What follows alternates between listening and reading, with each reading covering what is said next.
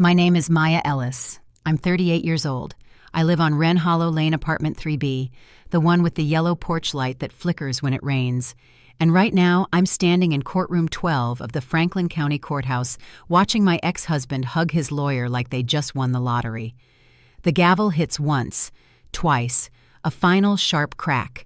Custody awarded to the petitioner, Judge Carson says, without even looking at me. Then softer, more like she's clearing her throat than addressing a person, Ms. Ellis. Why are you here? That's the part that breaks me. Not the ruling, not even the lies. That question, that tone, like I'd wandered in off the street, like I was wasting the room's time just by standing still. I blink hard but don't cry. Crying would give them a story, and I've already lost the right to narrate mine. Behind me, the gallery rustles. Damon's mother whispers something to the woman beside her, probably about how together he looks, now how unstable I've always seemed. They wear pearls and politeness like armor. I wear my silence. The bailiff gestures. Ma'am, not unkind, but rehearsed. He's done this before. Escort the loser out. Keep the winner comfortable. I glance down at the manila folder in my hands. It's creased where I gripped it too tight this morning. Inside photographs, emails, police records, proof, evidence, my voice in paper form. I don't hand it to anyone. I don't say a word. Because no one asked for it. Because they already decided I didn't have anything worth showing. Outside the courtroom, the hallway feels like a vacuum. The door clicks shut behind me, and just like that, I stop existing to them. No more objections, no more arguments, just linoleum floors and the hum of the vending machine. I sit on the wooden bench beside a fake plant with dusty leaves. The folder rests in my lap. The seal is still closed. I press my palm flat against it like maybe my hand can send the words inside somewhere else. Somewhere that matters. I picture the photos, the one of my bruised forearm, the receipt from the urgent care visit, the threatening voicemail transcribed in black ink. I had arranged them all in order. I even used tabs. Across the hall, a lawyer jokes with a clerk about a lunch order. Can't trust the ones who cry on the stand, he says. They both laugh. I swallow something dry in my throat. I came here thinking that if I was calm and organized, if I told the truth plainly, it would mean something. I forgot that courtrooms don't reward clarity. They reward performance. My phone buzzes, Damon's voice in a video. I don't even open it. The thumbnail shows him holding our son, smiling, caption grateful for justice. I delete it without sound. Then open my texts. What happened? Call me Maya. I saw what he posted. Are you okay? I turn the screen off. I'm tired of people only texting after the verdict. The folder shifts in my lap. A paper slides just barely poking out. I tuck it back in and stand. I don't walk toward the elevators. Not yet. I take 3 steps forward, then stop beside a trash bin. For a second, one full traitorous second, I think about dropping it in. Wouldn't that be cleaner, simpler? If truth isn't open, does it even exist? But then I see him, the janitor. Older man, gray at the temples, cleaning cart beside him like a shield. He's watching me, not nosy, not judgmental, just watching. We lock eyes for half a second. I nod. He nods back. And just like that, I leave the folder on the bench. Not thrown away, not handed off, just left. I walk toward the elevator, each step heavier than the last. When the doors open, I don't turn around to see if the folder's still there. I don't want to know yet. Not if they'll open it, not if they'll care. Just if anyone might decide that it mattered. They said I was erratic. They said I shouted at the school principal, threatened to take matters into my own hands. They said my son looked nervous in my presence. They said I'd sent angry emails at 2 a.m. about custody, about missing homework, about a scraped knee I wasn't told about. They said it all with calm voices and practiced pauses.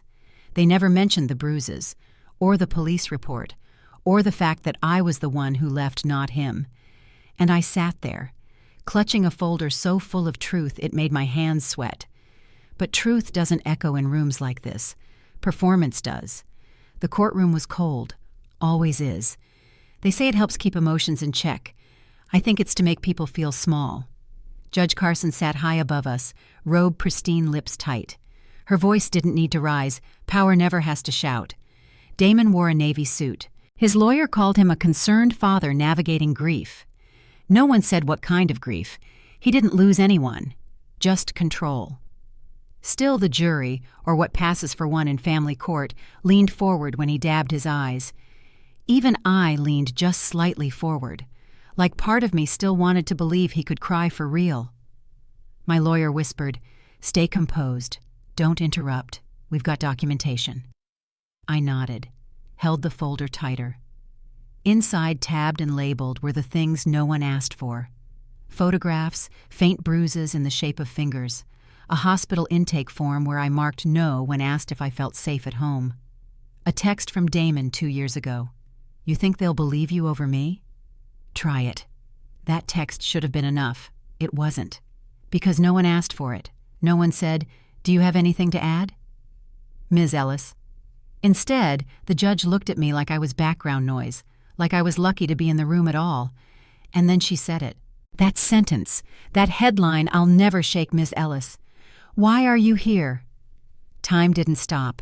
It fractured. The whole courtroom froze, but my mind sprinted through every birthday party I planned alone, every voicemail he ignored, every parent-teacher conference where I had to lie for him. Why am I here? Because I believed the system would listen. Because I believed being right mattered. Because I wanted to protect my son, even if it meant being seen as difficult, dramatic, dangerous. But in that moment, I heard what she really meant. Why are you here? As in, why haven't you accepted the role we've written for you? Quiet, bitter, forgotten. I opened the folder then, just slightly, just enough to see the edge of a photo. My lawyer put a hand over mine. A warning, or maybe a plea. "Let it go," he mouthed. Behind me, someone coughed. A heavy, knowing cough, the sound of a courtroom shifting allegiance. A woman in a blazer scribbled something down. Damon stared straight ahead. He knew he'd won. "Petitioner awarded primary custody," the judge said. No explanation, no pause, like it was already typed up. "Visitation rights to be determined pending final behavioral review." She didn't say whose behavior. The gavel sounded, and suddenly the room wasn't mine anymore. The bailiff opened the door. People filed out. Even my lawyer left before me. I sat there, folder still on my lap, unopened.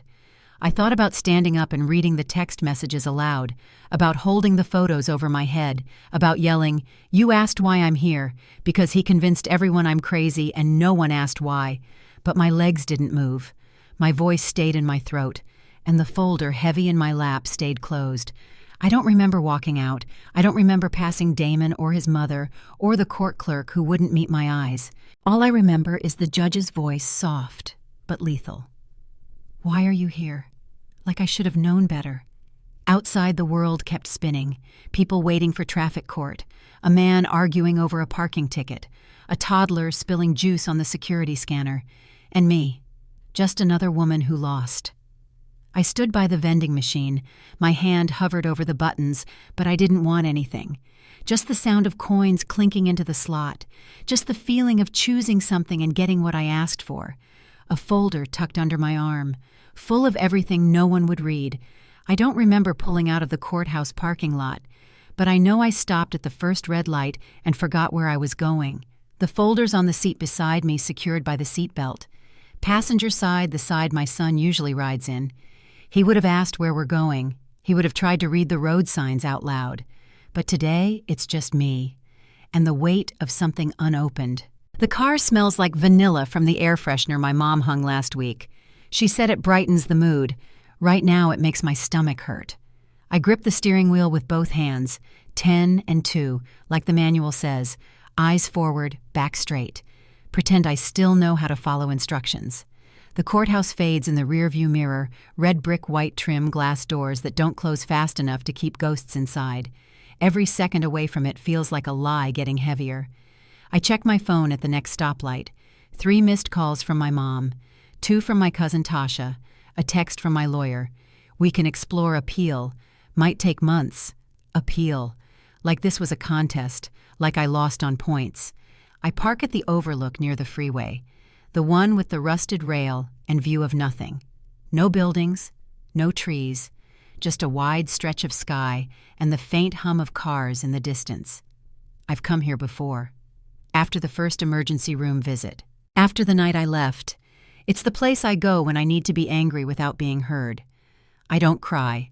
I roll down the window instead, let the October air slap me across the face.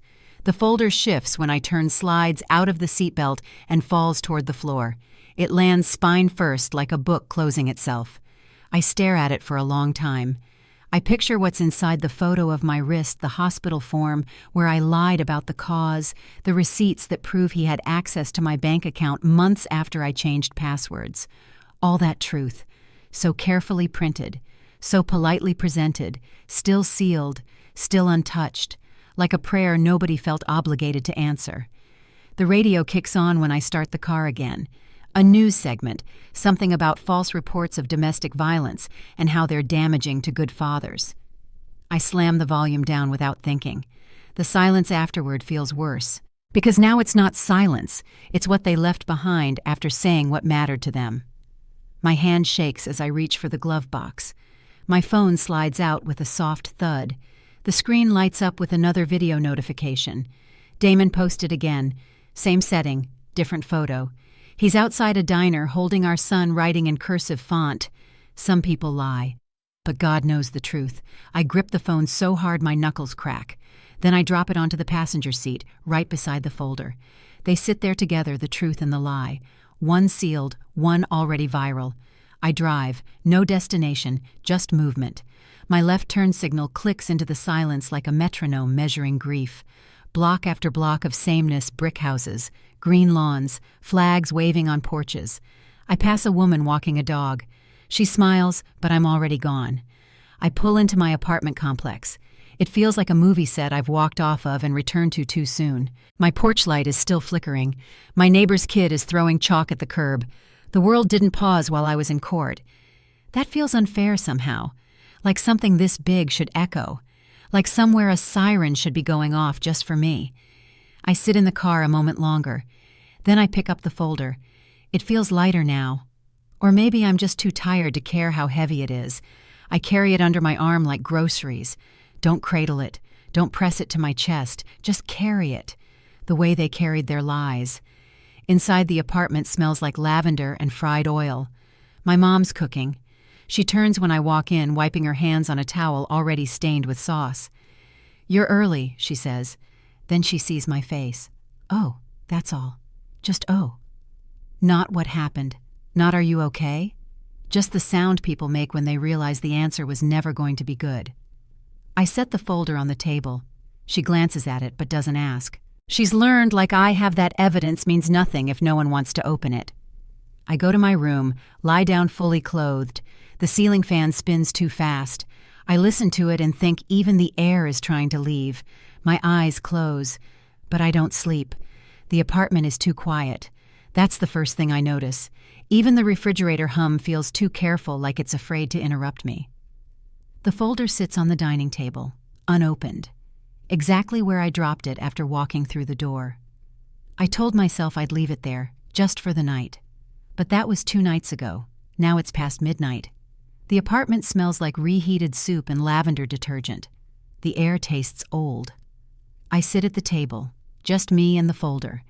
The first page is a hospital intake form. Patient name, Maya Ellis. Complaint, bruised ribs.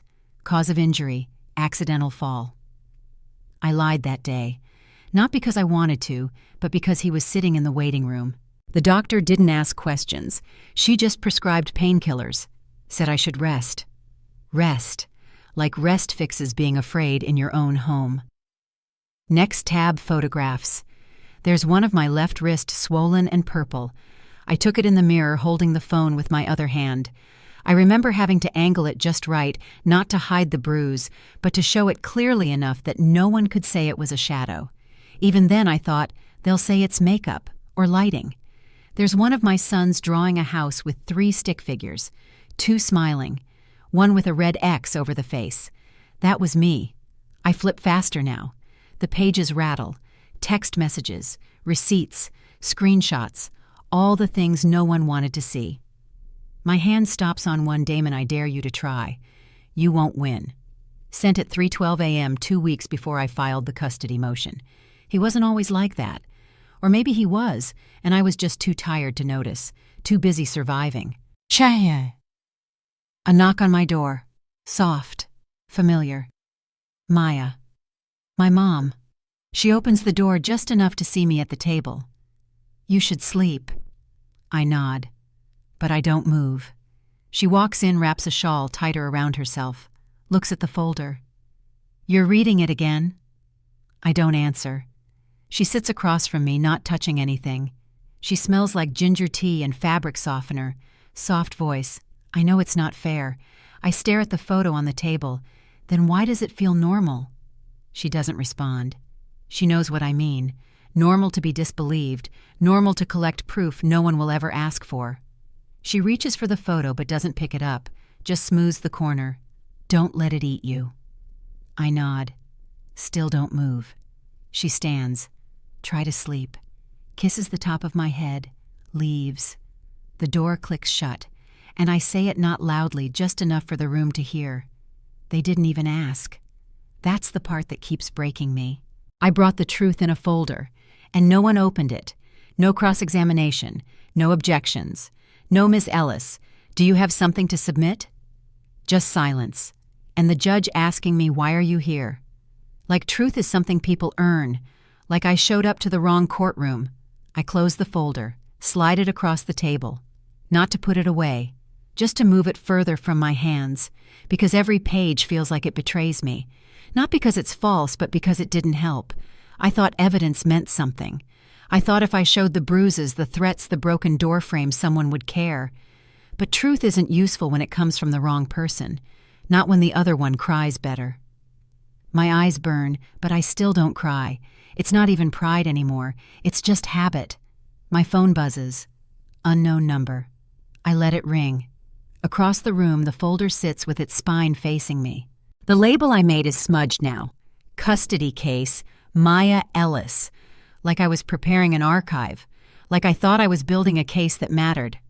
I stare at the ceiling. It's cracked near the fan. I never noticed that before. Small crack, barely visible. But now I see it every time I look up. Sunday morning, I press my dress. The one with the long sleeves, even though it's already warm out. Not for modesty, for coverage. There's still a faint bruise near my elbow, old fading, but I see it like it just happened.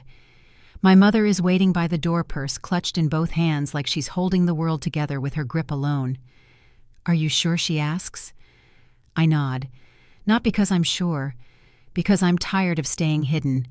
Church has always been her place, her version of stability. I used to believe in it too, before belief started costing more than it gave back. We arrived just before the first hymn. Parking lot full, doors wide. Ushers smiling like forgiveness is their full-time job. I step inside. It smells like wood polish and perfume, old Bibles, fresh denial. We take a seat near the back, not because we're late, because I've learned it's safer to leave before people remember you were there. I place the folder beside my feet, angled inward, always with me now, not because I think someone will ask for it, because I'm scared to be without it. The pastor talks about mercy, about how we should not judge what we don't understand, about how God sees the truth. Every word lands like a dare. My eyes drift across the pews, and there he is. Damon, 3 rows ahead, in a crisp dress shirt, holding our son like a trophy, his arm curled around the small shoulders. People greet him, nods, soft laughs, the occasional shoulder pat. The woman beside him is new, tall, clean makeup, conservative earrings. She has her hand on my son's back, and no one blinks. The choir begins to sing. I try to follow the words on the projector screen, but can't. All I can see is how everyone has already moved on, forgiven him, rewritten the story. A man who won his child back, a mother who couldn't handle things. Nothing to see here. The folder presses against my ankle. I shift my foot slightly, like shielding it will make me feel safer. But my knee bumps the corner. Papers slip. I reach down too late. A few sheets slide out, photographs upside down, one of them in color. My heart spikes. Before I can gather them, a small hand reaches first. The usher, a teenager, polite, well-dressed, trying too hard to be helpful. He picks up the photo, Pauses. His eyes flicker just a second too long. Court stuff, he asks. I nod. He hands it back like it's something breakable, then hurries back down the aisle. I tuck everything in fast. The folder crinkles. My hands sweat. Someone nearby clears their throat. Not loud, not angry, but that kind of throat clear that means you're drawing attention. I sit up straighter, keep my eyes forward, pretend I don't feel 30 pairs of eyes behind me. My mother leans in. Let it go, she whispers. Her voice isn't cruel, just tired, like she's been rehearsing that line since the day I left him. But she didn't see the look in that usher's eyes. Not pity, not confusion, recognition. For a moment, I wonder if he saw something like that in his house, too. The pastor ends the sermon with a prayer about healing. He says, sometimes the answer isn't proving your pain. Sometimes it's learning to walk without needing anyone to believe it. And I feel it, the sting of that message not meant for me but hitting anyway. When church ends, I wait. Let people file out first, smile at the ground, avoid contact. Damon is still at the front. He laughs at something the youth pastor says. Someone hugs him. He doesn't see me, or maybe he does, and just knows no one else will care enough to react. Outside, I pause by the bulletin board. Someone's posted a flyer for single-parent support night. My mother tugs at my elbow. Come on, she says. I made lunch. I nod. We walk back to the car in silence. My heels click too loud on the pavement. I clutch the folder to my chest like armor, like if someone tried to take it from me, I might bite them. Once in the car, I don't start the engine. I just sit. My mother waits. She doesn't speak. I stare out the windshield. Damon walks past my son at his side. They're laughing. The new woman follows behind hand on Damon's back now. It looks perfect from the outside. Most lies do. In the back seat, the folder leans against the car door, slightly bent, like it's tired too. I stop checking my phone by Thursday. The first few days, I still believed it would ring maybe a message from my lawyer saying the appeal looked promising, or a quiet apology from someone at court, we should have looked closer. But silence is its own verdict, and this one came without a gavel. The folder sits on my kitchen counter now, not hidden, not opened, just there, like a forgotten delivery. Too heavy to throw away, too shameful to display. I pass it each morning like it's furniture. It has weight, but no urgency. Thursday morning, I make coffee and leave the TV on, just for sound. There's a segment about family law reform. Two men argue politely in suits. We must protect fathers' rights. Yes, but false claims hurt real victims too. Exactly. They say words like balance and fairness like they've ever been bruised by either. I turn it off. The silence returns louder than before. At 10:37 a.m., I finally text my lawyer. Any update? No reply. 3 dots blink for a second, then disappear. I stare at the screen. Not surprised, just tired. The door buzzes. Package. Something I didn't order. I open it. A flyer. A co-parenting starter kit. Damon's name printed first, mine second. Inside tips for communication. A blank calendar. A smiley face chart for tracking our son's emotional regulation. The last page. Trust is the foundation of shared custody. I laugh. Sharp. Empty. Then recycle it without reading the rest. I try to eat. Microwave leftovers. Forget them. Reheat again. Forget again. The third time I throw it away. The smell clings to my clothes. At noon I check the folder again. Still closed, the edges curling now. I open it not because I plan to do anything, just to remind myself it exists. The first photo slips forward, the one with my wrist and the faint blue outline. For a second I almost can't remember when it happened. I try to feel the bruise again like muscle memory, but all I feel is skin. It scares me that my body has moved on before my mind could. I call my lawyer. Voicemail. Again. Voicemail. I hang up. Try the courthouse clerk. They say the case is resolved, that I can request transcripts for $27. I say thank you, because politeness is the only weapon I have left, and I'm too tired to swing it. At 3:22 p.m., I finally get a text from Tasha Saw Damon's post. You okay, I type. Fine. I don't mean it, but no one wants the full answer. She replies, "You should come over. We'll do hair." I almost say yes, but then I look at the folder. It feels wrong to leave it alone. By late afternoon, the sun hits the window just right, and the folder glows a little soft halo around its bent corners. For a second, I imagine the judge sitting across from me. I imagine placing it in front of her, saying, "Open it, read it, look at me." In that moment, my throat closes, because I know even if she did, even if every paper was read aloud in perfect order, they'd still say, "Why didn't you leave sooner? Why didn't you call the police more often? Why did you stay?" They'd never ask why he did it, just why I let it happen. The mail arrives, a court summary in a white envelope, no return address, just the seal of the state. I open it slowly.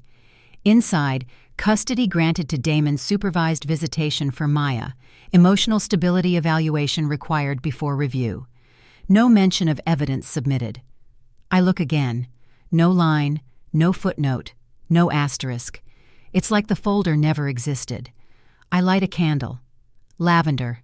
My mother swears it helps. I don't believe in candles, but I believe in scent, and right now I'd rather smell something alive. The folder is back on the table. Open now, pages fanned like a collapsed fan. I don't read them. I just look. This was supposed to protect me. It didn't. Now it's just a record of how polite I was about being hurt. At 7:08 p.m., I call my son. It goes to voicemail. Damon's voice on the greeting. "Thanks for calling. We're out living life right now. Leave a message." I hang up. No message. I sit in the dark, candle flickering, folder breathing in the dim light. This is the sound of justice, not a gavel, not a verdict, just no one calling you back. The candle dances beside the folder. Light, paper, smoke, everything soft, everything silent. Friday morning. I'm back at the courthouse. I don't know why. There's no hearing, no appointment, no reason. I just woke up, got dressed, put the folder in my bag, and drove here. The same parking lot, the same security check, same officer with tired eyes who doesn't recognize me. It feels like walking into a memory, but I'm still living in it. Courtroom 12 is empty now. The door is locked. No cases today. But the hallway still smells like floor wax and old nerves. I sit on the same bench from before, where I left the folder that first day. Back then, I didn't know what silence really was. Now I carry it like a second skin. I rest the folder beside me, not for anyone else, just to stop holding it. Across the hall, someone pushes a mop. It's the janitor, the same man from before. Gray hair, faded shirt, slow movements like the building itself breathes through him. He sees me, and this time he speaks. "You're back," he says. I nod. Court stuff. I nod again. But then something in me shifts. "I lost," I say. He keeps mopping, doesn't rush, doesn't ask why, just nods slowly. I figured. We sit in silence for a while. He leans on the mop handle, eyes scanning the hallway like it's a church no one respects anymore. Then he says, "You left something here that day." My chest tightens. "The folder." "No," he says. "Your voice." I blink. Not because I don't understand, but because I do. He nods toward the bench. "You look like someone who used to scream, but got good at whispering." I want to laugh. But the sound won't come out, so I say, "No one was listening." He shrugs. "Doesn't mean you stop saying it." He reaches into his cart, pulls out a folded slip of paper, smudged, creased, bent at the corners. "I saw one of your pages," he says. He hands it to me. It's a copy of the text from Damon. "Try it. You won't win." I must have dropped it. Or maybe he kept it. "You read this," I ask. "Didn't need to. I've heard it before." He sits across from me now. The bench creaks under his weight. "I clean this floor every day," he says. "Same cases, different names. People come in shaking, leave broken." I glance at my folder. "Did they read it?" I ask. He doesn't answer, because he knows what I mean. After a long pause, he says, "Truth's like mold in here.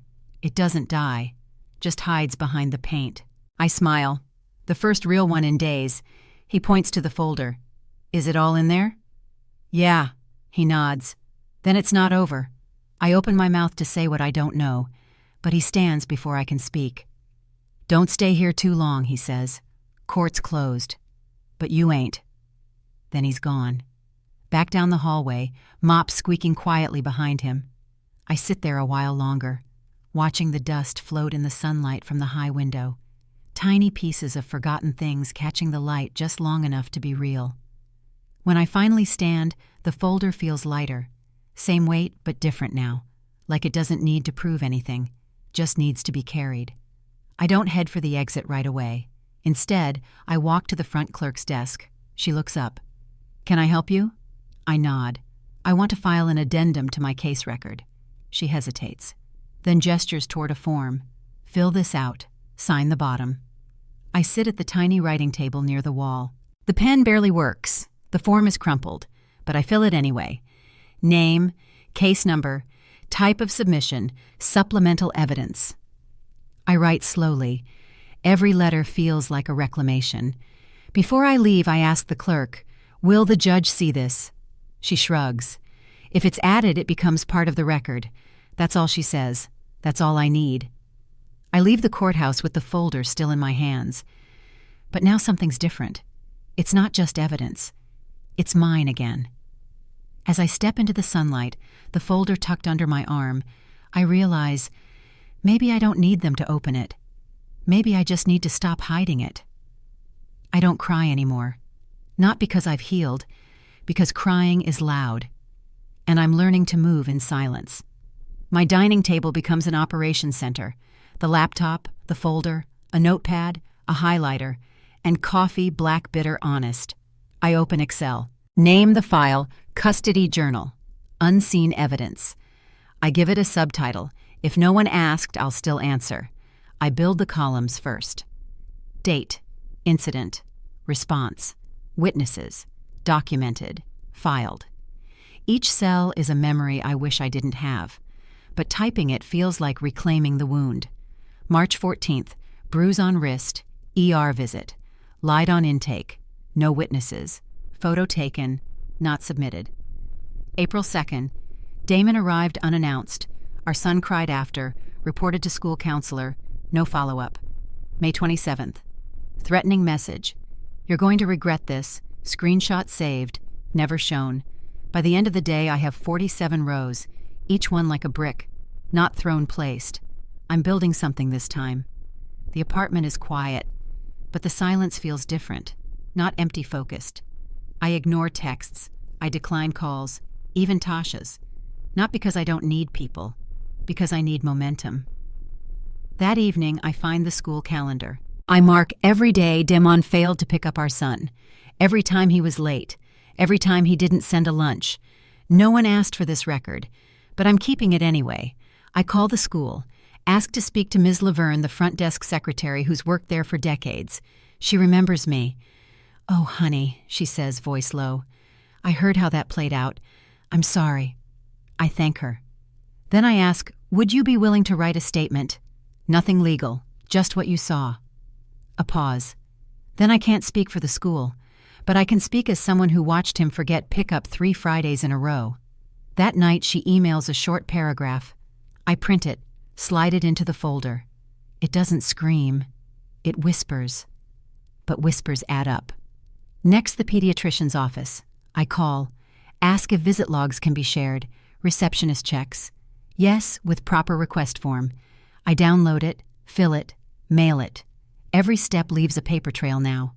Even the lawyer calls me back. Says Maya, I know you're frustrated, but we can't relitigate just based on feeling. I don't raise my voice. I don't plead. Instead, I say I've compiled 63 pieces of supplemental evidence, with timestamps, with third-party mentions. I'll be filing them with a request for post-judgment review. Silence. Then send me the file. Click. That's it. No warmth, but movement. I breathe. It doesn't feel like justice, but it feels like traction. 3 nights in, I stop dreaming. My brain stays busy sorting, typing, tabbing. The folder's still here, but no longer primary.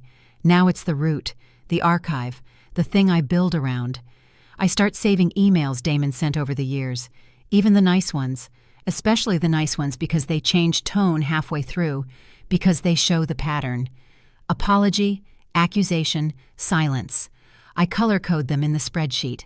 I find the voicemail he left 2 months ago. I'll bury you in court, Maya. You think anyone cares about what you feel? I save the audio, transcribe it, attach the file. No one asked me to. I do it anyway.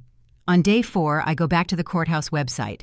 Buried under legal forms is something called Motion to Reconsider based on new material facts. I read it. Twice. 3 times.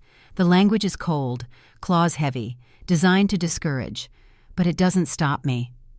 I begin drafting. No tears, no anecdotes, just data, date, fact, source, consequence. It feels wrong to speak so clinically about what hurt me, but it's the only language they listen to. By the end of the week, I have 4 printed pages, 32 supporting files, 6 unofficial witness notes, and a title request for material reassessment. It doesn't sound like grief. It sounds like a filing cabinet. Perfect. I stare at the stack before sealing the envelope. Then I take 1 photo, not for social media, not for proof, just to remind myself. This time I didn't beg. This time I filed. Grief is loud, but strategy. Strategy is quiet, and I've never been this quiet before. It starts with a name I almost forgot. Erin J. from Damon's college years. He mentioned her once casually over dinner back when we were still pretending to be a couple. She was too clingy, he said. Tried to ruin my life after I broke it off. Back then I believed him, because I thought love meant choosing sides. Now I know better. I find her through an old alumni thread, still in the same city. Art teacher, 2 kids, divorced. I send a message. Hi. I don't mean to intrude, but did you date Damon Owens back in college? 10 minutes pass. Then she replies, yes. Why, I pause. My fingers hover. Then I type, I think we have something in common, and I need to know I'm not imagining it. She asks for a call. We talk that night. Her voice is steady, clear, but I can hear it, that same tired edge behind her sentences. She doesn't ask for details at first. She just says, he was very good at sounding like the victim. I nod, even though she can't see me. We talk for 47 minutes. She describes late-night shouting, isolation from friends, bank accounts drained, an incident with a door, how he claimed she broke it even though she had bruises down her back. Different decade, same choreography. At the end I say, would you be willing to write something? She pauses, then says, I'll do better. I have emails. I've kept everything. That night she sends me a zip file. I open it slowly. It's not hope. It's confirmation. The tone, the cycles, the manipulation, all in black and white. She even had a message from Damon years ago. You should be careful with your stories. I can destroy people if I need to. I print it, file it, but this time, not in the folder. This time in a new one. Echoes. I post anonymously in a private women's advocacy group. I keep it vague. Has anyone ever interacted with Damon Owens in a legal or family context? I'm trying to trace behavior patterns. You can DM if needed. I expect silence. I get 3 messages in 24 hours. One is from a woman named May. She says she used to work with him at a tutoring center. He was charming, she writes, until someone disagreed. Then he'd make it their fault.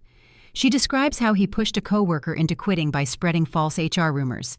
Nothing physical, but controlling. Clever. I ask, would you be comfortable putting that in writing? She says, yes, as long as my name stays off court files. Done. Another message is from someone I don't know at all. She only says one thing: he ruined my sister. Then she unsends the message. But that one sentence stays. I create a new tab in my spreadsheet pattern log, non-domestic abuse events. Because abuse doesn't always leave bruises. Sometimes it leaves job transfers, empty bank accounts, gaslit therapists. By the end of the week, I have 6 new entries, 3 with evidence, 2 anonymous confirmations, 1 pending response from a former landlord. Each voice feels like a match struck in a cave. Flicker, then another, and another. Tasha calls. She says, "You're doing all this by yourself." I say, "I'm not by myself anymore." I hear her exhale. Then she says, You're building a case they can't ignore. I'm not trying to be brave. I'm trying to be undeniable. On Sunday, I walk into a local support center. I don't have an appointment. I don't need one. I bring a binder. Not the old folder. This one is black, sleek, organized. The receptionist glances up. "You here to talk to someone?" I nod. "Legal, emotional, or housing?" "All three," I say. Then pause. Mostly legal. Inside, a volunteer named Jules listens for 30 minutes without interrupting. At the end, she says, "We've seen men like this before." She takes the binder, scans the spreadsheet. "You've already done the hardest part." I look at her, confused. She smiles. "You believed yourself." I leave with a referral, a witness affidavit form, and 3 stapled pamphlets I won't read. But what matters is, I walked in alone. I left with momentum. Back home, I add one final column to the spreadsheet. Believed by blank. I don't fill it out. Not yet. But it's there, waiting. This isn't a story about being hurt. It's a map of what they missed. And I'm drawing every streetlight myself. The court doesn't call. They send a letter. 1 sheet, thin envelope, no header, no apology. Just a stamped notification. Your post-judgment evidence has been received and reviewed. A review hearing has been granted. Date, November 12th. Judge same. I read it twice. Then again. Then out loud. Not because I don't believe it, but because it doesn't sound like mercy. It sounds like paperwork, finally bending under its own weight. Tasha is the first person I tell. Her voice cracks. "Girl, I told you. I don't say anything. She doesn't need me to. For the first time in weeks, I let her hug me. I let myself lean, just for a second." The next day, my lawyer calls. "You got the hearing," he says. Not surprised, but cautious. "Yes." He clears his throat. Well, that changes things. He doesn't apologize. He doesn't ask how I'm holding up. But he does say, "Send me everything again." This time I'll go through it with fresh eyes. I want to ask, why now? But I already know. Power makes people look up. I reprint everything. This time I don't use the kitchen printer. I go to a shop, pay for thick paper, sharp ink, clear lines. I buy a binder that clicks shut like a vault. Label it Post-Judgment Motion, Maya Ellis, no color. No stickers, no soft edges, just truth. Clean, cold, chronological. I include Aaron's emails, May's statement, voicemails, screenshots, the school note, the pediatrician report, every spreadsheet signed and dated, and one final letter. From me, just 1 page. Not a plea, not a monologue, a witness statement, titled What You Didn't Ask. I mail the binder express, track the number, watch the delivery confirmation come through at 9:27 a.m., signed by court staff. Received, logged, not lost this time, not ignored. I sleep that night with the window cracked open. Let the cold air in. It feels like proof that I'm still real. The week before the hearing, Damon texts me. "You're not going to win this round either. Let it go." No greeting, no punctuation, just threat disguised as insight. I don't reply, but I screenshot it, print it, slide it into the binder. One more piece. Sunday night I sit at the table again. Same seat, same overhead light. But I'm not holding the old folder anymore. It's closed now, bound with a ribbon. Not because it's weak, because it's finished. The new binder sits open. I flip through it slowly. Each section feels like a drumbeat. Not anger, not grief. Rhythm. My mom walks in, looks at the documents, doesn't ask what they are. Instead she says, "I'm proud you didn't let silence win." I don't cry, but my voice catches when I say, "Me too." The night before the hearing, I iron my clothes, set out everything. Shoes, earrings, the pen I'll use. Tasha texts, "Want me to come with you?" I type, "I need to do this alone, then change it. I need to do this first. Then I'll tell the world." The next morning, I arrive early. Same courthouse, same hallway.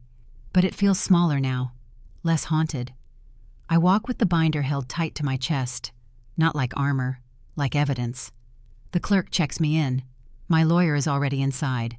Says he's prepared this time. I nod. I don't need to hope anymore. I've replaced it with record keeping. The judge enters. Same black robe, same impassive face, but her eyes flick to the binder as I lay it on the table. She remembers. This time she listens. She asks 3 questions. Not soft ones, not warm, but she asks. That's the shift. My lawyer presents the timeline, refers to new corroborating witnesses, calls the previous ruling based on incomplete context, cites clauses, sections, case history. He sounds professional, sharp. He never used that tone for me before. Damon sits across the aisle, his hands clench, foot taps. He tries to interrupt once. Judge silences him with one word. Let her finish. I don't speak much. Just read my 1 page, what you didn't ask. I read it slowly, clearly. My voice does not shake. When it's over, the judge says, decision pending further review, but your filing is acknowledged. She doesn't smile. She doesn't apologize. But she does say my name, Ms. Ellis, and that's enough, for now. I walk out of the courtroom into daylight, binder still in hand, phone buzzing. But I don't check it yet. Not yet. I didn't win, but I wasn't erased. And that is the beginning of power returning. The call comes on a Wednesday, early, before I'm fully awake. My lawyer's voice is calm, but sharper than usual. They want to review supervised custody terms, he says.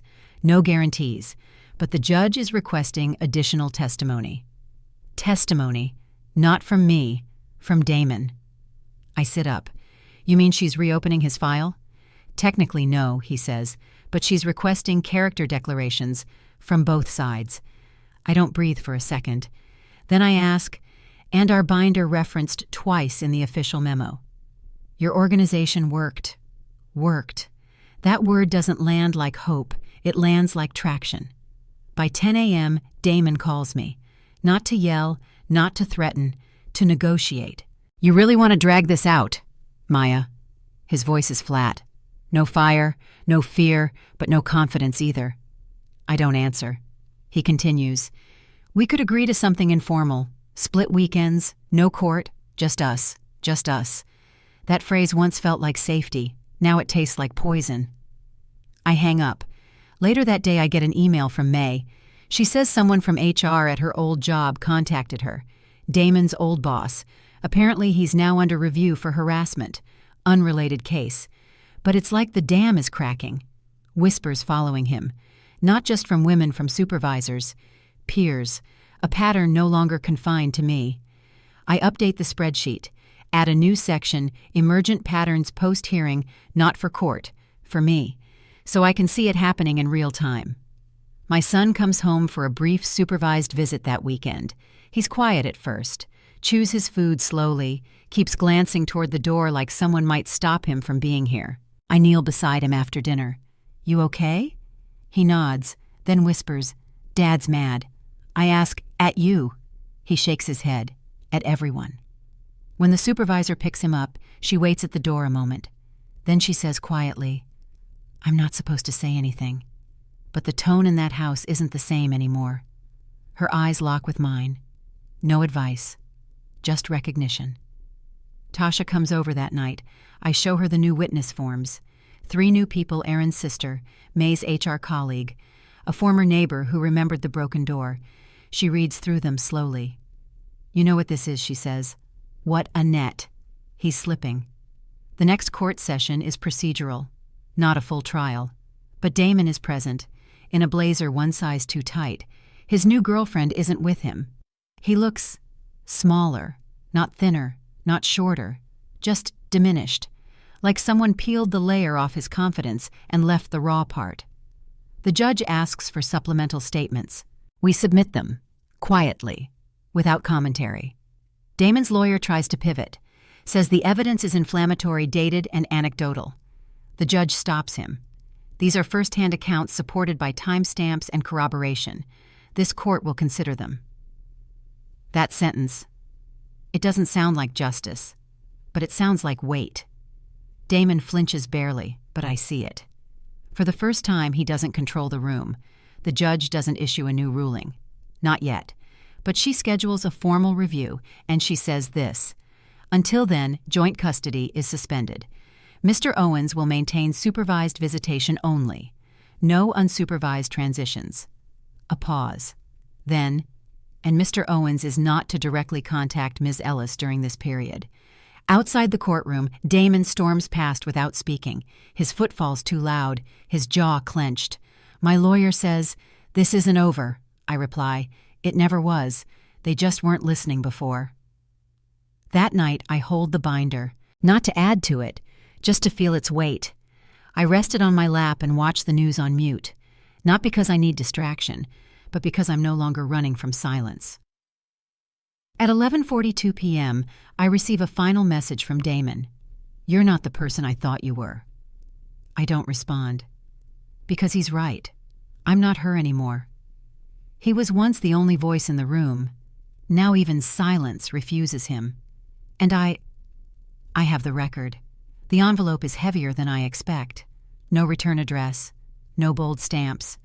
Just my name, printed clean. Maya Ellis, 47, Langdon Avenue, apartment 3C. It doesn't scream. It waits. I don't open it right away. I make tea, sweep the kitchen, sort laundry I already folded yesterday. Delay isn't fear. It's reverence, for the moment, for the weight of being heard even if barely. I sit down, hands steady, then open it. This court acknowledges receipt of supplemental materials submitted by the petitioner Maya Ellis and accepts them into the formal record.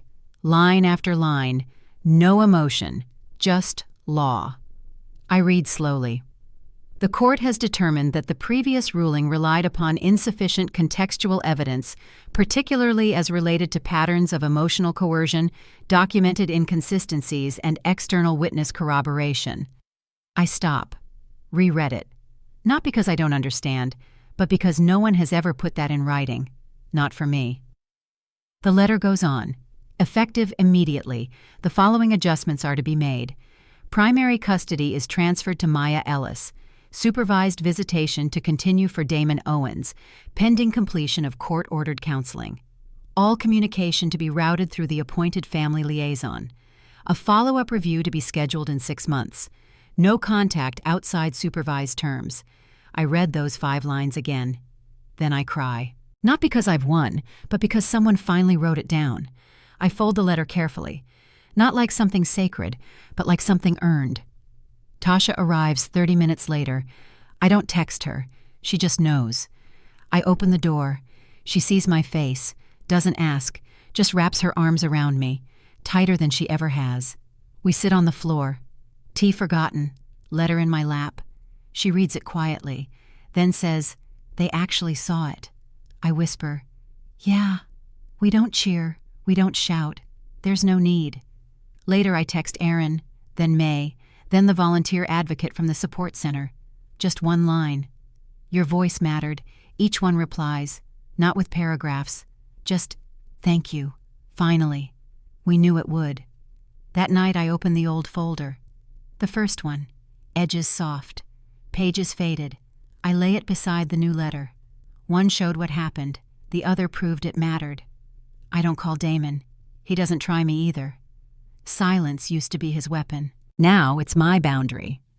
The next morning my son comes back to me not for a supervised visit, just home. He runs through the door, backpack bouncing, smiles like sunlight. I kneel. He hugs me harder than he ever has. "I missed you," he whispers. I know I whisper back. We spend the afternoon making grilled cheese sandwiches. He shows me a drawing from school, a house with 2 windows and a stick figure holding a balloon. I ask who it is. He says, "You." I want to ask why the balloon, but I already know. It means you stayed. That evening I stand by the window, letter still on the table, binder shelved, the skies darkening. But for once, I don't feel like something's about to break. The phone buzzes once, an unknown number. I don't pick up. If it's important, they can leave a message. Justice didn't arrive in sirens or speeches. It came in a white envelope, 6 sentences, and a child's arms around my waist. It's been 3 weeks since the letter. The binder stays on a shelf now. Labeled, filed, closed. I haven't touched it. Not because it's no longer needed, but because it finally did its job. Some mornings I forget to check my phone, not out of avoidance, out of peace. I make breakfast. I pack my son's lunch. He sings in the hallway off-key and loud. I don't correct him. His voice is free, so is mine. Tasha says I've changed. She says I walk slower now. Talk softer, but like I mean it. She's right. I don't walk to defend. I walk to exist. I don't speak to prove. I speak to connect. The old folder sits under my bed. I find it one afternoon while cleaning. It still smells faintly of ink and panic. I hold it in my hands, but I don't open it. I don't need to, because everything it once carried now lives inside me. The courtroom used to haunt me. Now it's just a place, with walls, chairs, and people who sometimes get it wrong. But I don't belong to their errors anymore. I reclaimed myself from the transcript. Aaron sends me a thank you card. Handwritten, simple. You made space for all of us. That's more than most people ever do. I tuck it into my new folder, the one I keep for things that heal, not hurt. One afternoon, I sit with my son on the stoop. He asks, "Why did we go to court?" I look at him. I think of all the ways I could answer, but I choose the one I needed to hear at his age, to make sure the truth got a seat at the table. He nods, then says, "I'm glad we won." I pause, then say, "We didn't win. We just didn't lose." And that's enough. Later that evening, I open a blank document. Not a legal one, just a page. I type Maya Ellis, mother, witness, unbroken. I don't write it for court. I write it for me. To remember who I became after everyone stopped watching. The janitor from the courthouse, I see him again. At a park of all places. Sweeping near the benches. He sees me, tilts his head, smiles. "You came back," he says. "No," I reply. I moved forward. He laughs. Low, real. Then, "You ever find what you left behind?" I nod. And say myself, there are no parades for women who survive quietly. No trophies for putting yourself back together. Just mornings. Just calm. Just knowing you didn't disappear. I walk past the mirror one night and don't flinch at the reflection. I pause, look deeper, and whisper, "You never needed them to believe you. You just needed you." The folder under the bed stays there, but I keep one thing from it on my wall, now a single page. The first one I ever typed. Faded, crooked. But it ends with the words, "I am not making this up." That line used to feel like a defense. Now it feels like a truth so whole I don't need to say it aloud anymore. The world moves on, but I don't move backward. Because now I know, even if no one claps, even if no one nods, even if the crowd is silent, my voice echoes in every space I once thought was empty. Some stories are never believed, but when the storyteller believes herself, that's the only verdict that ever mattered.